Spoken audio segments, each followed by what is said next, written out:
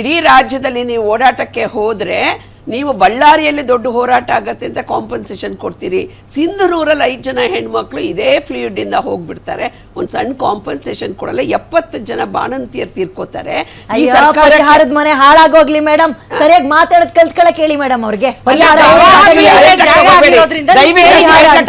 ನೀವು ಇದನ್ನು ಸೀರಿಯಸ್ ಆಗಿ ತಗೋಬೇಕು.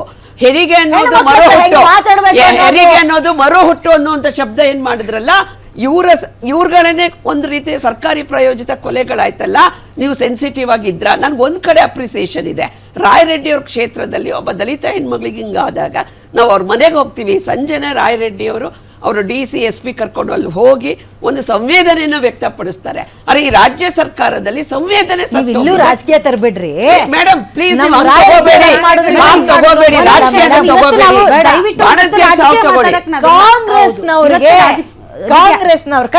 ರಾಜಕೀಯ ಮಾತಾಡಕ್ಕೆ ನಾವು ಇಲ್ಲಿಲ್ಲ. ಬಟ್ ಅದು ಬಿಜೆಪಿನೋ ಇರ್ರೆಸ್ಪೆಕ್ಟಿವ್ ಆಫ್ ಪಾರ್ಟಿ, ಬಿಜೆಪಿನೋ ಕಾಂಗ್ರೆಸ್ JDS ಆರ್ ಆಮ್ ಆದ್ಮಿ ಪಾರ್ಟಿನೋ ಒಂದು ಸರ್ಕಾರ ವಿವೇಚನೆ ಇರುವಂತಹ ಸಹೃದಯ ಸರ್ಕಾರ ಆಗಿದ್ದರೆ ಮಹಿಳೆ ಮತ್ತು ಮಹಿಳೆಯರ ಪರವಾದಂತಹ ಯೋಜನೆಗಳನ್ನ ತಂದಿದ್ದೀನಿ ಅಂತ ಬೆಂತಟ್ಕೊಳ್ತಾ ಇರುವಂತಹ ಸರ್ಕಾರ ಇದು ನನಗೆ ಮಾಡಿರುವಂತಹ ಅವಮಾನ ಅಲ್ಲ. ಇಂಥ ಅವಮಾನಗಳನ್ನ ನಾನು ಬೇಜಾನ ಅನುಭವಿಸಿದ್ದೀನಿ. ಇಟ್ಸ್ ಓಕೆ, ನನ್ ಜನಪರವಾಗಿ ಅವಮಾನ ಅನುಭವಿಸು ಅಂದ್ರೆ I am ready to do it. ನಮ್ಮ ಜನರಿಗೆ ಒಳ್ಳೇದಾಗ್ಬೇಕಷ್ಟೇ. ಆದರೆ ಇಲ್ಲಿಯವರೆಗೆ ಒಂದು ಅಫಿಷಿಯಲ್ ಸ್ಟೇಟ್ಮೆಂಟ್ ಕಾಂಗ್ರೆಸ್ ಪಾರ್ಟಿಯಿಂದ ಬರದೇ ತುಂಬಾ ಆಶ್ಚರ್ಯ ಆಗ್ತಾ ಇರೋದು. ಯಾಕೆ ಅಂತಂದ್ರೆ ಜನಾಭಿಪ್ರಾಯ ಇಡೀ ನ್ಯಾಷನಲ್ ಚಾನೆಲ್ಸ್ ಅಲ್ಲಿ ಈ ವಿಚಾರದ ಬಗ್ಗೆ ಪ್ರಸ್ತಾಪ ಆಗ್ತಾ ಇದೆ ಮತ್ತು ಬಿಜೆಪಿ JDS ಈ ವಿಚಾರವನ್ನ ರಾಜಕೀಯ ಕಾರಣಕ್ಕೋ ಇನ್ನೊಂದು ಕಾರಣಕ್ಕೋ ಮತ್ತೊಂದು ಕಾರಣಕ್ಕೋ ಅಥವಾ ಜೆನ್ಯೂನ್ ಇಶ್ಯೂ ಆಗಿ ಅವರು ಇದನ್ನ ತುಂಬಾ ಜೋರಾಗಿ ಮಾತಾಡ್ತಾ ಇರುವಂತಹ ಸಂದರ್ಭದಲ್ಲಿ ಒಬ್ರು ಒಂದು ರಿಯಾಕ್ಟ್ ಮಾಡ್ತಾ ಇಲ್ಲ ಅಂತ. As a anchor, as a journalist, as a editor, ನಾವು ಇರ್ರೆಸ್ಪೆಕ್ಟಿವ್ ಆಫ್ ಪಾರ್ಟಿ ನಾವು ಯಾರನ್ನು ಹೊಗಳಿಲ್ಲ, ಯಾರನ್ನು ತೆಗಳಿಲ್ಲ.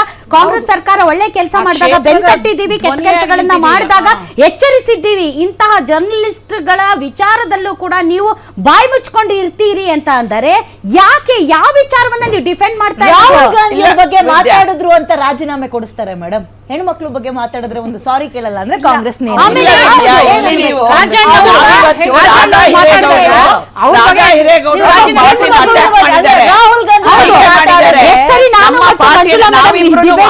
ಮಾಡಿದೀವಿ. ಇವತ್ತು ರಾಜಕೀಯ ನೋಡ್ಕೊಂಡು ಬಂದಿಲ್ಲ. ರಾಧಾ ಹಿರೇಗೌಡರು ಮಹಿಳೆ ಅಂತ ಬಂದಿದೆ. ನಾವು ರಾಜಕೀಯ ಮಾಡಿದ್ರೆ ಇವತ್ತು ರಾಹುಲ್ ಗಾಂಧಿ ಅವರು ಇವತ್ತು ನರೇಂದ್ರ ಮೋದಿ ಅಲ್ಲ, ನಾನು ಕೇಳ್ತೀನಿ, RV ದೇಶಪಾಂಡೆ ಅವರೇ ಡೆಲಿವರಿ ಹೆಂಗ್ ಮಾಡಿಸ್ತಾರೆ ಗೊತ್ತಾ? ನಿಮ್ಗೆ ಗೊತ್ತಾ ಡೆಲಿವರಿ ಹೆಂಗಾಗುತ್ತೆ ಅಂತ? ಒಂದು ಹೆಣ್ಣು ಡೆಲಿವರಿ ಹೇಗಾಗುತ್ತೆ ತಮಗೆ ಗೊತ್ತಾ? ಯಾಕೆ ಮೇಡಮ್? ಮಕ್ಳು ಯಾಕೆ ನೋವು ಗೊತ್ತಿರಲ್ಲ ಮೇಡಮ್, ಅವ್ರ ಹೆಂಡತಿಗೆ ಸ್ವಂತ ಅನುಭವಿಸೋದಕ್ಕೂ ಮೇಲ್ಗಡೆಯಿಂದ ಹೇಳೋದು. ನಾನ್ ಮಾಡಿಸ್ತೀನಿ ಅಂದ್ರಲ್ಲ, ನಾನ್ ಮಾಡಿಸ್ತೀನಿ ತಡ್ರಿ ವಿದ್ಯಾ, ನಾನ್ ಮಾಡಿಸ್ತೀನಿ ಹಳಿಯಾಳಲ್ಲಿ ಅಂತಂದ್ರಲ್ಲ, ನಾನ್ ಮಾಡಿಸ್ತೀನಿ. ಇವ್ರು ಸೂಲಗಿತ್ತಿನ ಇವ್ರು ಮಾಡ್ಸಕ್ಕೆ ಗೊತ್ತಾ? ಹೆಂಗ್ ಮಾಡ್ಸೋದು ಅಂತ ಗೊತ್ತಾ? ಇವ್ರಿಗೆ ಡೆಲಿವರಿ ಹೆಂಗಾಗುತ್ತೆ ಅಂತ ಗೊತ್ತಾ? ನಾನು ತುಂಬಾ ಪರ್ಸನಲ್ ಆಗಿ ಹೋಗೋದಿಲ್ಲ, ನನ್ಗೆ ತುಂಬಾ ರೆಸ್ಪೆಕ್ಟ್ ಇದೆ ಅವ್ರ ಬಗ್ಗೆ, ಇಲ್ಲ ಅಂತ ಅಲ್ಲ. ಬಟ್ ನೋಡಿ, ಸುಮ್ಮನೆ ಒಂದು ಮಾತಿಗೆ ಏನಮ್ಮ ನನ್ ಈ ವಿಚಾರದಲ್ಲಿ ಕನ್ಸಿಡರ್ ಮಾಡ್ತೀನಿ, ಕಣ್ಣು ಹೊಡೆದು ವ್ಯಂಗ್ಯವಾಗಿ ಏಯ್ ಅಂತ ಅಂದು ಏನಿದೆ, ಐ ನೆವರ್ ಎಕ್ಸ್ಪೆಕ್ಟೆಡ್. ನಾನು ಇದನ್ನ ನನ್ನ ನಿಜವಾಗ್ಲೂ ಕೂಡ ನನ್ಗೆ ಇಮ್ಯಾಜಿನೇ ಮಾಡಕ್ ಆಗ್ತಾ ಇಲ್ಲ ಈ ವಿಚಾರದಲ್ಲಿ. ಅಂಡ್ ಎಸ್ಪೆಷಲಿ ಇಷ್ಟು 3 ದಿನ ಆದ್ರೂ ಕೂಡ ಇಲ್ಲಿಯವರೆಗೆ ಕಾಂಗ್ರೆಸ್ ಪಾರ್ಟಿಯವರು ಯಾರು ನೀವು ರಿಯಾಕ್ಟ್ ಮಾಡ್ತಾ ಇಲ್ಲ ಅಂತ ಅಂತಾರೆ. ಇದು ಸಂವೇದನಾಶೀಲ ಸರ್ಕಾರವೇ? ಹೆಣ್ಮಕ್ಳ ಪರವಾದಂತಹ ಸರ್ಕಾರವೇ?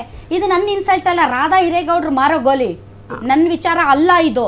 ನಾನು ಎತ್ತಿದ ಪ್ರಶ್ನೆ, ನನ್ನ ಪ್ರಶ್ನೆಯ ಉದ್ದೇಶ, ನನ್ನ ಪ್ರಶ್ನೆಯಲ್ಲಿ ಅಡಕವಾಗಿರುವಂತಹ ಮಹಿಳೆಯರ ಪರವಾದಂತಹ ದನಿಯನ್ನ ನೀವು ಸ್ವೀಕರಿಸಬೇಕೇ ಹೊರತು ರಾಧಾ ಹಿರೇಗೌಡರು ಇಟ್ಸ್ ಓಕೆ, ನಾನು ಇವತ್ತಿಲ್ಲ ಅಂದ್ರೂ ನನ್ನಂತ 100 ರಾಧಾ ಹಿರೇಗೌಡರು ಉಟ್ಕೊಳ್ತಾರೆ ಪ್ರಶ್ನೆಯನ್ನ ಕೇಳೋದಕ್ಕೆ. ಆದ್ರೆ ಮಹಿಳೆಯರ ವಿಚಾರದಲ್ಲಿ ಸಂವೇದನಾಹೀನ, ಅದು ಎಷ್ಟು ಅಪ್ರಬುದ್ಧ ಅವಿವೇಕತನದ ಹೇಳಿಕೆ, ಇದರ ಬಗ್ಗೆ ಒಂದು ಸಣ್ಣ ಕಮೆಂಟ್ ಮಾಡೋಕ್ಕೂ ನಿಮ್ಗೆ ಯೋಗ್ಯತೆ ಇಲ್ಲ ಅಂತ ಅಂದರೆ ಯಾವ ರೀತಿಯಾದಂತಹ ಮಹಿಳಾ ಪರವಾದಂತಹ ಸರ್ಕಾರ ಅನ್ಬೇಕು ಹೇಳಿ? ಇದು ಕಾಂಗ್ರೆಸ್ ಹೇಳಿಕೆ ಇದೆ ಮೊದಲಲ್ಲ ಮೇಡಮ್. ಒಂದು ಸಂದರ್ಶನದಲ್ಲಿ DK ಶಿವಕುಮಾರ್ ಹೇಳ್ತಾರೆ ನೋಡಿ, ಒಂದು ಕಣ್ಣು ನಾವು ಮಗಳ ಮೇಲೆ ಇಡಬೇಕು, ಒಂದು ಕಣ್ಣು ಹೆಂಡತಿ ಮೇಲೆ ಇಡಬೇಕು, ಒಂದು ಕಣ್ಣು ತಾಯಿ ಮೇಲೆ ಇಡ್ಬೇಕು ಅಂತ ಹೇಳ್ತಾರೆ. ಏನು ಹೆಂಗಸ್ರನ್ನ ಏನಂತ ಮೇಡಮ್ ಎಲ್ಲಾ ಪಕ್ಷಗಳು ಅಂತ ವಿಚಾರಗಳಲ್ಲಿ ಸ್ಟೇಟ್ಮೆಂಟ್ಸ್ ಗಳನ್ನ ನಾವು ನೋಡಿದೀವಿ. So ಇದು ಪಾರ್ಟಿ ವಿಚಾರ ಅಲ್ಲ, ಇದು ಸರ್ಕಾರದ ವಿಚಾರ, ಈಗ ಇದು ಸರ್ಕಾರದ ವಿಚಾರ. ಹೌದು, ಆದ್ರೆ ರಾಜಕೀಯ ಬೇಡ ಇಲ್ಲಿ. ಆದ್ರೆ ನಮ್ಮ ಮಾಧ್ಯಮಗಳು ನನ್ನಿಂದ ಹೇಗ್ ಮಾಡ್ಕೊತಾರೆ ಅಂತಾರೆ, ನಮ್ಮ ರಾಜ್ಯದ ಮಾಧ್ಯಮಗಳು ಹೇಳ್ತಾರೆ ರಾಹುಲ್ ಗಾಂಧಿ ಅಲ್ಲ ಮಾಧ್ಯಮಗಳ ಬಗ್ಗೆ ಆಸ್ಪತ್ರೆ ಕೇಳಿರೋ ವಿಚಾರಕ್ಕೆ ಈ ರೀತಿಯಾಗಿ ಹೀನಾಯವಾಗಿ ಮಾತಾಡ್ತಾರೆ. ಸಿದ್ದರಾಮಯ್ಯ ಸಸ್ಪೆಂಡ್ ಎಲುಬಿಲ್ಲದ ನಾಲ್ಗೆ ಮೇಡಮ್ ಈ ಮಾತು ಅವರು ಯೋಜನಾ ಆಯೋಗದ ನೈತಿಕತೆ ಹೊತ್ಕೊಂಡು ಯಾಕೆ ರಾಜೀನಾಮೆ ಕೊಡಬಾರ್ದು? ಸಸ್ಪೆಂಡ್ ಈಗ ಅವರು ಅಧ್ಯಕ್ಷರಾಗಿದ್ದಾರೆ, ಅದನ್ನ ರಿಮೂವ್ ಒಬ್ಬೊಬ್ರೆ ಮಾಡಿದಾಗ ನೀವು ರಾಜಣ್ಣ ಸಸ್ಪೆಂಡ್ ಮಾಡಕ್ಕಾದ್ರೆ ನೀವು ದೇಶಪಾಂಡೆ ಅವ್ರನ್ನ ಯಾಕೆ ಸಸ್ಪೆಂಡ್ ಮಾಡಬಾರ್ದು? ಈ ಮಾತಿನಿಂದ ಮಾಡಿ, ಸಸ್ಪೆಂಡ್ ಮಾಡಿ. ನಾನು ಸೋನಿಯಾ ಗಾಂಧಿ ಬಗ್ಗೆ ಮಾತಾಡಿದಾರೆ, ನೀವು ಲಕ್ಷ್ಮೀ ಹೆಬ್ಬಾಳ್ಕರ್ ಪ್ರಿಯಾಂಕಾ ಗಾಂಧಿ ಬಗ್ಗೆ ಮಾತಾಡಿದಾರೆ. ಮಹಿಳಾ ಖಾತೆ ತಗೊಂಡವರು ಮಹಿಳೆಯರ ಬಗ್ಗೆ ಜಾಗೃತಿ ಮೂಡಿಸಂತ ಇರ್ಬೇಕು. ಅವ್ರು ಹೇಳ್ಬೇಕು, ನೀವು ಸಾರಿ ಕೇಳಿ ಸರ್, ನಮ್ ಸರ್ಕಾರ ಪ್ರಾಬ್ಲಮ್ ಆಗ್ತಾ ಇದೆ ಇವಾಗ ಅಂತ ಹೇಳ್ಬೇಕು. ಯಾಕೆ ಹೇಳ್ತಾ ಇಲ್ಲ? ಇಲ್ಲಿ ಸರ್ಕಾರ ಪ್ರಾಬ್ಲಮ್ ಅನ್ನೋದಕ್ಕಿಂತ ಲಕ್ಷ್ಮೀ ಹೆಬ್ಬಾಳ್ಕರ್ ಅವರನ್ನ ಇದೇ ಸದನದಲ್ಲಿ ನಿಂದನೆ ಮಾಡಿದಾಗ ಎಲ್ಲರೂ ನಿಂತು ಮಹಿಳೆ ಪರವಾಗಿ, ಹೌದಾ?